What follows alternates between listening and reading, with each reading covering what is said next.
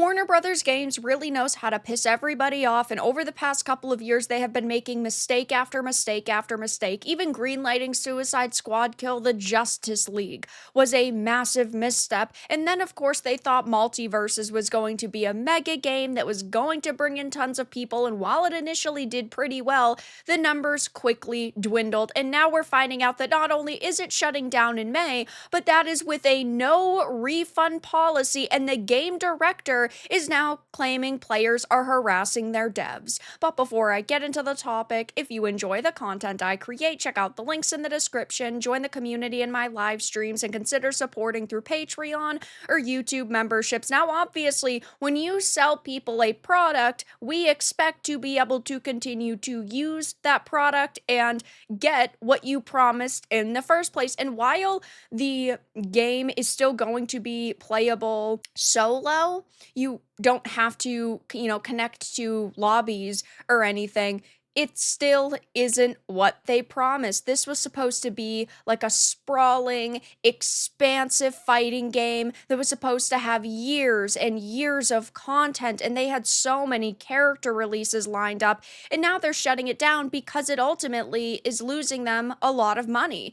This game cost them a $100 million impairment charge, just like Suicide Squad Kill the Justice League was a $200 million impairment cost. Warner Brothers Games is screwed. And this is what happens when you do not understand what your players want and you do not care about respecting your players, because MultiVersus started off really strong. When they had the beta slash early access period, it was doing phenomenally. There were hundreds of thousands of gamers playing it. It got a lot of attention and it seemed like it was going to be a big game, but then they took it offline for a while they were leading up to the full release, and then that full release never captured people's attention the way that the beta period had. And as time went on, it just became very apparent to people that they did not care. There were bugs and glitches. They weren't putting a lot of time into that. There were overpriced microtransactions. That it didn't seem like they were moving as quickly as they initially said they would.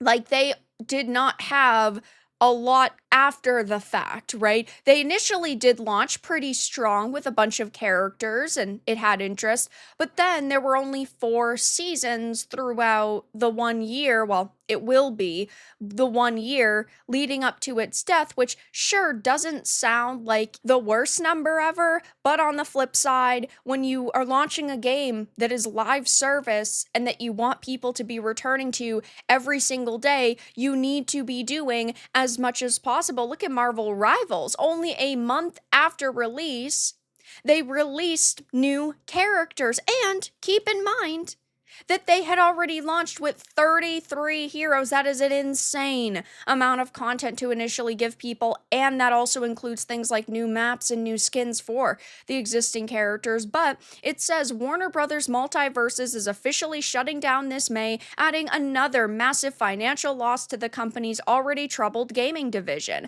The game's unexpected closure has left many players feeling betrayed, especially those who spent money on premium content. The same thing happened with Kill the Justice League. They announced that they were no longer going to be developing it anymore after this month, and that was it. They had no other plans for it, even though initially they said that there was going to be 5 seasons and they wanted it to be a really big game for them. They had given up on those plans pretty quickly because it didn't make the money. And sure, I understand that when companies are not making money, they cannot continue to dump money into it. But on the flip side, when you have a game like a live service title and you expected people to show up every day and they bought content expecting the servers to at least be up for a few years, yeah, I think that they should be refunded. I didn't invest any money or really any time into this game, and I'm glad now that I hadn't, but a lot of people did. And that sucks. It's not like the game's World of Warcraft where it's been around for a ton of years and okay, well, we have to wind the servers down now.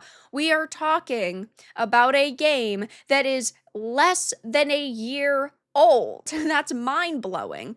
But of course, the game director is also addressing the backlash. Now, sure, there are always going to be people who push the limits, who take things too far. So I'm not saying that these developers haven't received any sort of backlash, but we have a problem within the industry right now, in every industry, where if you criticize a company or a developer and you say you did a really bad fucking job, they will take that and say that it's harassment. So I can't give them the benefit of the doubt. If they do not show any proof, then I am not going to sit here and blindly defend them. So Tony, the co-founder of Player First Games, yeah, oh, that's a great name, guys, for a company, Player First Games, when they clearly didn't put the players first, have announced this decision, and he's also the director of MultiVersus, where he broke his silence after days of mounting player outrage. In a statement, he expressed sadness over the game's fate, but also gratitude for the opportunity to develop it. However,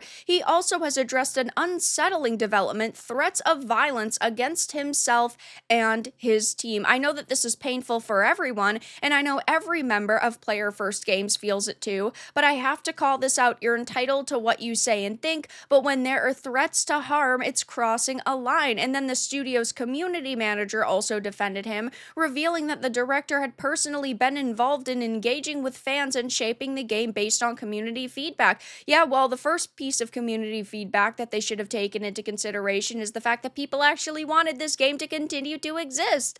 Maybe you should worry about refunding people. I do not think that it is acceptable at all whatsoever that less than a year after a game's release, you are not going to be refunding them. I genuinely believe that there should be a period of time where you have to allow open refunds if it's, under 9 months or under even a year. I think that it is completely unacceptable that people have to now take to social media and voice how unhappy they are, because right from the get-go, it should have been, we are going to refund people, but Warner Brothers Games has already lost so much money on this title that there is no shot that they are going to lose the few profits that they made. Same goes with Suicide Squad Kill the Justice League. It lost them over $200 million, and it has basically had nobody playing it. I mean, the all-time peak on Steam was right under